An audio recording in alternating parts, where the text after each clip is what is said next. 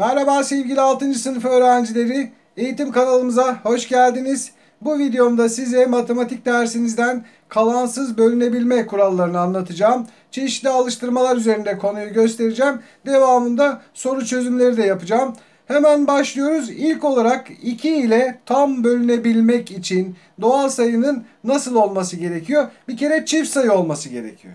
Yani son basamağında, birler basamağında çift bir rakamın olması gerekiyor. Çift rakamları zaten biliyorsunuz 0, 2, 4, 6 ve 8 olacak. Şimdi bakın buradaki ilk doğal sayımız 6341 2 ile tam bölünmez. Niye? Çünkü birler basamağında 1 var. Yani bu sayı tek bir sayı. O zaman bu sayı 2 ile bölünmez. Diğer sayımız 18274. Evet, birler basamağında çift bir rakam var. Yani bu doğal sayı çift. O zaman 2 ile tam olarak bölünebilir bu sayımız. Diğer sayımızın da sonunda 0 olduğuna göre buradaki sayı da çift bir sayı. O zaman bu da bölünebilir. Bu şekilde gösterdik. 3 ile bölünebilmek için sayının rakamlarının toplamı 3 veya 3'ün katı olması gerekiyor. Eğer bu şekilde ise 3'e tam olarak bölünebiliyor. İlk sayımıza bakalım. Rakamlarının toplamı yani 4, 5 daha 9, 7 daha 16, 0 daha 16. Buradaki doğal sayının rakamlarının toplamı 16. Ama 16 doğal sayısı 3'ün katı değil. O yüzden 4570 sayısı 3'e tam olarak bölünmez. Diğer sayımızı inceleyelim. 1, 4, 12, 18, 21. Buradaki sayının rakamlarının toplamı 21. Ve 21 doğal sayısı 3'ün katıdır. Ve o zaman ne diyoruz? Buradaki doğal sayımız 13863 doğal sayısı 3 ile tam olarak bölünebilir. Şimdi sırada 4 ile bölünmek var. Son iki basamağı ya 4'ün katı olacak doğal sayıların ya da 2 tane 0 olacak. Eğer bu şekildeyse bu sayılar 4 ile tam olarak bölünebilir. Hemen birinci doğal sayımızı inceleyelim. Bakın 54 var. 54 sayısı 4'ün katı değil tam olarak. Çünkü 4'er 4'er baktığımızda 48, sonra 52 var, sonra 56 var. Yani 54 4'ün katı olmadığı için bu sayı 4 ile tam olarak bölünmez. Ama ikinci doğal sayımız bakın 48 var. 48 doğal sayısı 4'ün katıdır. 4'ün 12 katı yani. Ve tam olarak o zaman buradaki sayımız 12448 doğal sayısı 4'e tam bölünür. Bakın buradaki doğal sayının son iki basamağında da 2 tane 0 olduğu için evet bu sayımız da 4 ile tam olarak bölünebilir. Geldik 5 ile bölünebilmek. Bu kolay zaten. Yani birler basamağında 0 veya 5 varsa doğal sayının bu doğal sayı 5 ile tam olarak bölünebilir. Birinci doğal sayımız olmaz. Çünkü birler basamağında 4 var. O zaman bu sayı 5 ile tam olarak bölünmez. Ama burada 0 var diğer sayıda. O zaman bu sayı bölünebilir. Bakın diğer sayının son basamağında da 5 var. O zaman bu da 5 ile tam olarak bölünebilir. Geldik 6 ile bölünebilmek. 6 ile bölünebilmesi için sayımızın 2 veya 3 ile kalansız bölünebilen sayı olması gerekiyor. Yani 2'ye tam olarak bölünebilen, aynı zamanda 3'e de tam olarak bölünebilen bir sayı ise bu doğal sayı 6'ya bölünebilir. Şimdi bakın ilk doğal sayımızı inceleyelim. Evet 4 var birler basamağında. Yani 2'ye bölünebiliyor. Ama aynı zamanda 3'e bölünebiliyor mu? Buna bakalım. Neydi kuralımız 3'e bölünmesi için? Buradaki rakamların toplamı 3 veya 3'ün katı olması lazımdı. Toplayalım. 3, 8 daha 11, 12, 17, 21.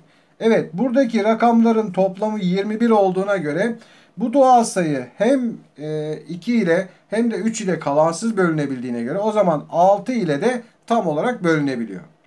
Diğer sayıya baktığımızda birler basamağında 5 var zaten. Bu sayı 2'ye bölünmüyor bir kere. Hiç diğerlerini incelememize gerek yok. O zaman ne yapıyoruz? Bu sayımız diyoruz 6 ile bölünmez. Peki buna bakalım. Son basamakta 0 var. 2 ile bölünebiliyor. Şimdi 3'e bölünüyor mu? Kontrol edelim. Toplayalım rakamları. 3, 4, 12, 18, 20. 0 da var. Yine 20. Yani buradaki rakamların toplamı 20. 20 3'ün katı değil. O zaman bu doğal sayı 3'e bölünmüyor. O zaman 6'ya da bölünmez. Buna da çarpı koyalım. Geldik 9 ile bölünebilme kurallarına. Rakamlarının toplamı 9 veya 9'un katı olan sayılar 9 ile tam olarak bölünebiliyor. Hemen toplayalım birinci doğal sayıyı. 4, 8, 10 daha 18. Demek ki buradaki rakamların toplamı 18. Ve 18 doğal sayısı 9'un katı. O zaman ilk sayımız yani 13.455 9'a tam olarak bölünebilir. Buraya bakalım. 3, 6 daha 9, 14, 22, 25. Rakamlarının toplamı 25. Ama 25 doğal sayısı 9'un katı değil. O zaman buradaki 36.583 sayısı 9'a tam olarak bölünmez. Son sayımıza bakalım. 9, 16, 24, 28, 34, 36. Rakamlarının toplamı 36. Ve 36 doğal sayısı 9'un katı. O zaman buradaki 978.462 sayısı 9'a tam olarak bölünebilir. Bir de 10 ile tam olarak bölünebilme var. Zaten bunu biliyorsunuz. O yüzden ben almaya gerek duymadım. Bir sayının 10 ile tam olarak bölünmesi için sayının birler basamağında, son basamağında 0 olması gerekiyor. O zaman biz ne yapalım? Sorular kısmına geçelim. Birinci sorumuz. Rakamları farklı. 64.000 işte böyle harfler var. 5 basamaklı sayı 3 ve 5 ile tam bölünebilen çift bir sayıdır. Buna göre A rakamının alabileceği değerler toplamı kaçtır diyor. Şimdi ben şöyle yazayım buraya. A ve B'nin yerini boş bırakacağım. 1 var. Burada da A ve C var. Şimdi 5 ile tam bölünebilmesi için bu sayımızın son basamakta ya 0 olması gerekiyor ya da 5 olması gerekiyor. Ama diyor ki sayı diyor çift olacak. O zaman ben buraya 5'i koyamam. Zaten kim kalıyor? Mecburen biz buraya C harfinin yerine 0 koymak zorundayız. Şimdi devamında bu sayımızın aynı zamanda 3 ile de tam bölünebilmesi gerekiyor. O zaman ne yapacağız? Rakamlarının toplamı 3 veya 3'ün katı olması gerekiyor. Toplayalım. 6, 4 daha 10. 1 de burada var. 11, 0 daha yine 11. Şimdi 11'den sonra ben buraya kimleri koyabilirim? Buraya boş yere bir kere 1 rakamını koyabilirim. Çünkü o zaman ne olacak? 12 olacak ve 3'e tam olarak bölünebilecek. Peki başka? 2'yi koyamam. 3'ü koyamam. 4'ü koyabilir miyim? Evet, 4'ü koyabilirim. Aslında burada koyabileceğim rakamları düşünürken biri koyulacağını anladım ya. 3 fazla 3 fazla diye düşünebilirim artık. Ben buraya 4'ü de koyabilirim. Çünkü neydi? 11'di. 4 tane daha koyduğumda 15 oluyor. 15 de 3'ün katı oluyor. 4'ten sonra 7'yi koyabilirim. 3 fazlasını koyabilirim. Yani ben buraya koyabileceğim rakamlar 1, 4 ve 7. Ve bize ne diyordu? Bu A rakamının yerine gelebilecek sayıların toplamı diyordu. Bunları toplarız. 7 artı 4 artı 1. Cevabı bulalım. Ne oldu? 11, 12. Cevabımız 12'ymiş bu soruda. Diğer sorumuz. 4, 1, 0, 7, 3, 2 rakamlarıyla yazılabilecek 4 ve 5 ile kalansız bölünebilen 4 basamaklı en büyük sayı kaçtır? Şimdi en büyük yapacağız bir kere. 4 basamaklı olacak ve 4 ve 5 ile tam olarak bölünebilecek.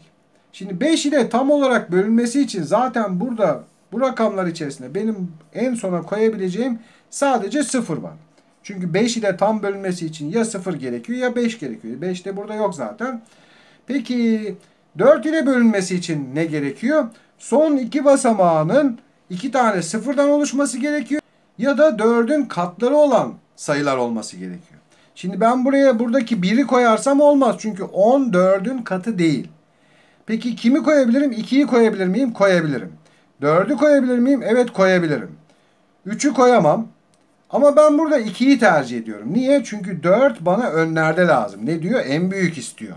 O zaman ben buraya 2'yi koyuyorum ve 20 oluyor son iki basamağı. 4'ün katı oluyor. Her iki şartı da karşıladım şimdi. Artık geriye ne kaldı? Sayımın en büyük olmasını sağlamam gerekiyor. 7'yi başa koyuyorum. Kim var başka? Bir de 4 var. İşte bu kadar. Demek ki bu şekilde oluşturabileceğimiz sayı 7420'ymiş.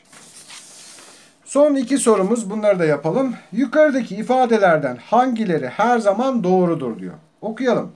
Birinci ifade, 10 ile bölünebilen her sayı 5 ile de bölünür. Bu her zaman doğru bir ifade. Çünkü 10 ile bölünebilmesi için sayının sonunda muhakkak 0 gerekiyor. 0 olduğunda 5 ile de bölünüyor zaten. İkinci ifade, 6 ile bölünebilen her sayı 3 ile de bölünebilir diyor. Bu da doğru bir ifade. Bunu da işaretleyelim. Niye? Çünkü 3'ün katı olanlar 3'e bölünebiliyordu.